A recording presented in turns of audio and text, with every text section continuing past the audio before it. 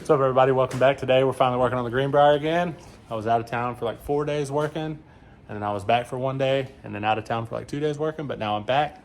I got a full weekend, and hopefully by the end of this video you get to see this sucker with a new rear end under it and the 4-link suspension in and at least tagged up. May not be fully welded, but it'll at least be in. Roller.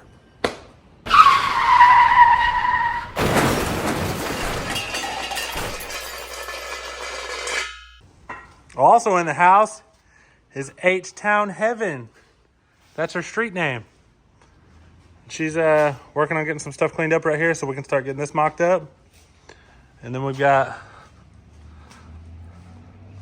Lester the man out here working on his truck.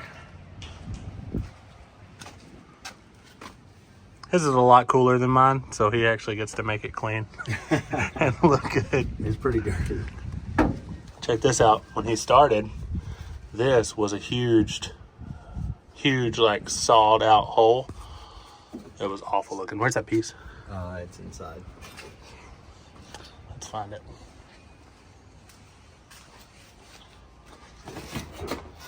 This is what he started with.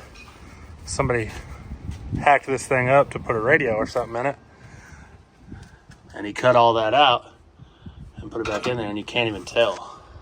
It's freaking rock star. Came out all right. Yeah, turned out good. All right, we got Heaven mocking up the 4-link for the greenbrier for mock-up purposes. She's struggling a little bit. She don't have enough hands. Oh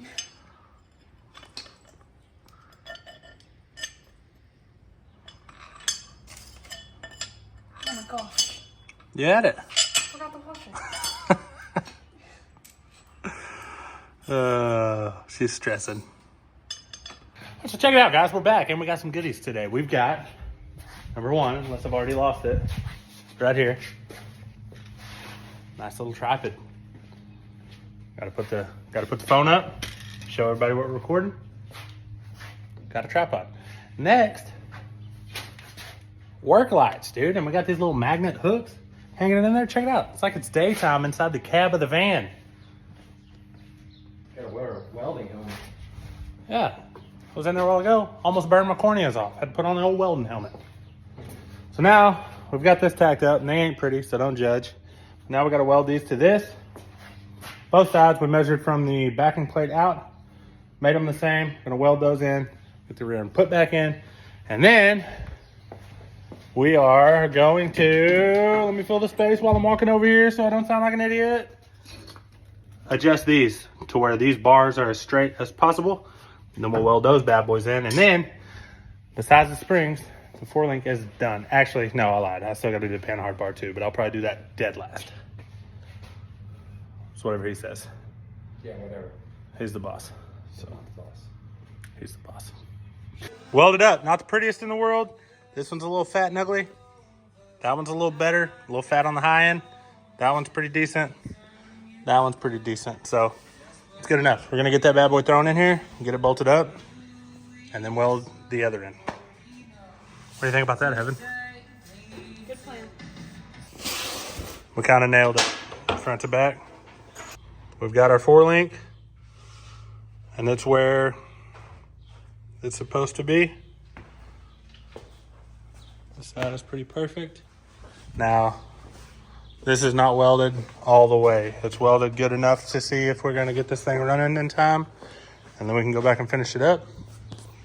Right now, I'm working on running the wiring. I've got to order pigtails for the injectors because the injector plugs that are on this are not the right ones. I got to figure that out.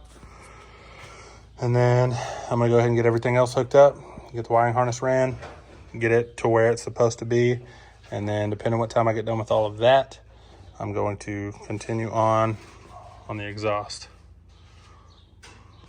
All right, dude. So if you look right here, you'll see the piece of metal that I've got to weld onto the bottom of that V-band, and it'll come down and turn out and then make a little S-curve here, put my muffler, and then a turn down.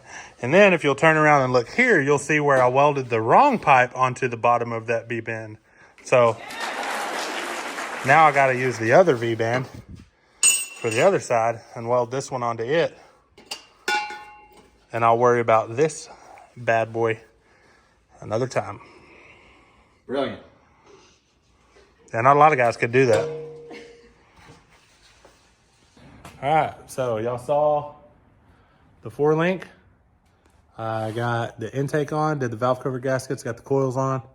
I got most of the wiring harness on and plugged in where it goes. Still got to plug in the transmission. And I'm gonna work on tucking all this stuff, making it look good. Getting my bus bar and my battery mounted in the box and computer and everything plugged in and mounted in the box. I got my plug wires on. These are super cool plug wires. Per one, you're on selfie mode, so it's backwards, but they have ceramic boots, so we don't have to worry about them burning up. And then if you look down here, you'll see I got the exhaust also ran down. And bonus, actually got a lot of stuff done today. Got the exhaust done on this side, so the muffler actually tucks pretty decent.